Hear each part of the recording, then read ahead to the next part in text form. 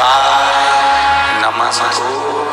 बुधवार को अष्टमी तिथि है और शिव महापुराण की कथा कहती है, गणेश पुराण के तृतीय अध्याय में वर्णन किया, ये दुर्वा जो मुझे देगा वो वैभव प्राप्त करेगा, जो दुर्वा मुझे समर्पित करेगा उसके जीवन में रोग दूर हटेगा। अगर एग्जाम में बैठ रहे हो, सरकारी परीक्षा में बैठ रहे हो, पास नहीं हो रहे, नौकरी नहीं लग रही, बहुत जगह इंटरव्यू दे दिया, 21 दुर्वा के 108 बंडल बनाओ, पुष्प लेकर अपने कमरे में जहां पढ़ते हो कांच की प्लेट में उस फूल को रख दीजिए।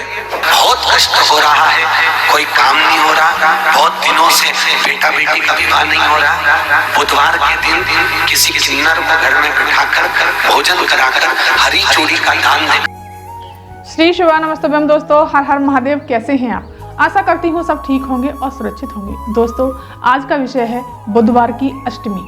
बुधवार की अष्टमी का बहुत ही सुंदर और पावन दिन आ गया है, जो कि बहुत समय बाद ये बुधवार की अष्टमी पड़ी है। दोस्तों, अगर इस बुधवार की अष्टमी पर हम कोई भी उपाय करते हैं तो हमारी जो भी मनोकामना होती है, जो भी कार्य होता है, वो जरूर ही जरूर पूरा होता है। पूज्य गुरुदेव की कथा सुन करके और समझ करके बहुत सुंदर सा उपाय लेकर के आई हूँ। दोस्तों, ये उपाय आप जरूर ही जरूर करिएगा।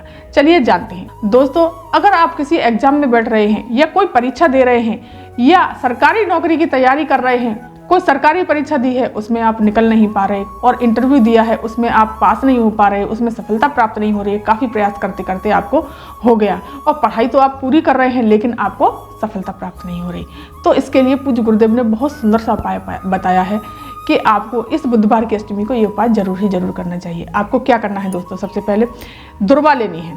देखिए दोस्तों, इस तरह से आपको दुर्वा लेनी है।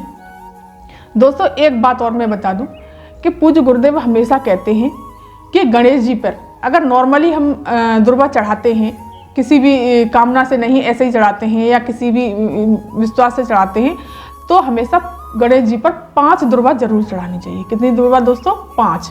और उसमें 3 गांठें अवश्य होनी चाहिए दुर्वा में। नहीं तो वैसी माता बहना ऐसे उखाड़ा और बस चढ़ा दिया, नहीं, दुर्वा में 3 गांठें जरूर ही जरूर होना चाहिए और 5 दुर्वा से कम नहीं चढ़ाना चाहिए गणेश जी पे।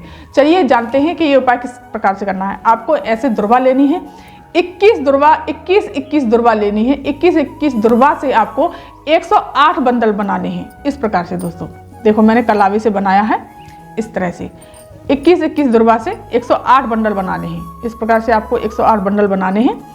और बंडल क्या बनाने दोस्तों? इस प्रकार से आपको ये बांधते जाना है, इस तरह से।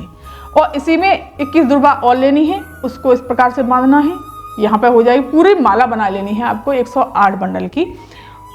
पूरी माला बना लेनी है दोस्तों 21 दुर्वा की 108। इस तरह से आपको माला बन जाएगी। और फिर इसको लेकर के आपको पहुँच जाना है देवादिदेव महादेव के मंदिर पहुँच जाइए, या कहीं भी आपके आसपास गणेश जी का मंदिर हो वहाँ चले जाते हैं तो बहुत ही अच्छा है दोस्तों। अगर गणेश जी का मंदिर आकर आपके पास है तो वहाँ चले जाइए, और नहीं तो शिव मंदिर चले जाइए। वहाँ जो जलाधारी के पास में, शिवलिंग के पास में जो गणेश जी बैठे होंगे, वहाँ पर भी ये माला आप अर्पित कर सकते हैं।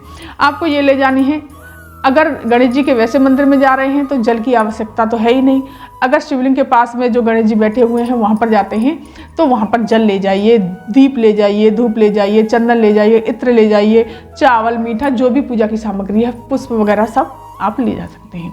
इसको ले जा करके वहाँ पर जल समर्पित करना है दोस्तों। जल समर्पित करने के बाद में आपको चंदन लगा देना है, रोली लगा देनी है, ये सब चावल लगा देने हैं, दीप लगाना है, इत्र लगाना है। इस प्रकार से करने के पश्चात, और दोस्तों एक चीज़ और, आपको अबीर और गुलाल जरूर ही जरूर लेकर के जाना है। दोस्तों, भगवान गणेश जी को अबीर गुलाल बहुत पसंद है। आपको अबीर गुलाल लेकर के जाना है और इत्र लेकर के जाना है, और लाल पुष्प, अगर हो सके तो लाल पुष्प जरूर ले जाइए। वहाँ पर जाकर के आपको इस तरह से माला, ये फिर पूजन आदि करने के बाद में गणेश जी को 108 बंडल बनी हुई माला इस प्रकार से पहना देनी है। दोस्तों, किस प्रकार से पहनानी है? इस प्रकार से पूरी माला पहना देनी है। माला पहनाने के बाद में आपको वहीं बैठना है। थोड़ी देर बैठ करके गणेश जी से प्रार्थना करनी है।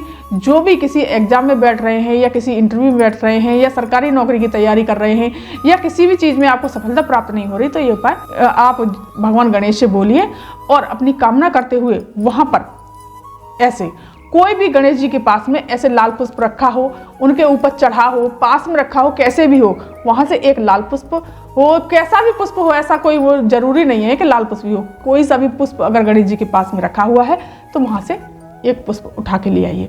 एक पुष्प ला करके आपको क्या करना है दोस्तों, अपने सीधे घर चले आना है इस पुष्प को ला करके। और दोस्तों एक कांच की बाउल ले लेनी है या कांच की प्लेट हो, कोई भी चीज़ हो, कांच का बर्तन होना चाहिए, उसमें इस पुष्प को रख देना है।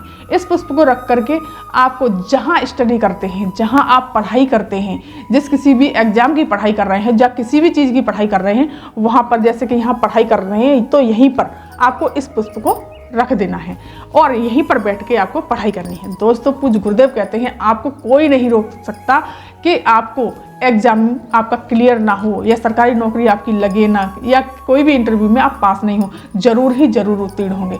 तो दोस्तों ये थी जानकारी आज की। चलिए जानते हैं दोस्तों अब दूसरा उपाय। दूसरा उपाय बताया है पूज्य गुरुदेव ने कि आपकी कोई विशेष मनोकामना है या कोई कष्ट आ रहा है या काम आपका अटक रहा है, काफ़ी समय से आप प्रयास कर रहे हैं, वो काम पूरा होता ही नहीं है, बहुत कष्ट है, जीवन से आप थक गए हैं या फिर बच्चों की शादी विवाह नहीं हो पा रहे, उनमें अड़चनें पैदा हो रही हैं, तो इसके लिए बहुत सुंदर सा उपाय बताया है। पूज्य गुरुदेव ने कहा है कि बुधवार के दिन, और अगर ये दोस्तों इस बार तो बुधवार की अष्टमी पड़ रही है, बहुत ही सुंदर योग बन रहा है, इस बार अगर आप ये उपाय करते हैं तो निश्चित ही आपके जीवन में जरूर ही जरूर सफलता, आपकी मनोकामना जो भी जैसी भी मनोकामना होगी हर पूरी होगी और हर काम में आप सक्सेस होंगे। तो चलिए जानते हैं दोस्तों आपको क्या करना है। बुधवार के दिन किन्नरों को, कोई भी किन्नर हो उसको आप अपने घर पर बुलाइए, अपने घर बुला करके उनको भोजन कराइए। भोजन कराने के बाद में उनको हरी चूड़ियाँ, दोस्तों ध्यान रखना, हरी चूड़ियाँ दान में दीजिए, दान में दे करके विदा कीजिए। दोस्तों अगर आपकी कोई मनोकामना है, कष्ट है, दुख है, तकलीफ है, कोई भी कैसी भी समस्या है, वो सब दूर हो जाएंगी और बच्चों के विवाह के भी आपके योग बनने लगेंगे।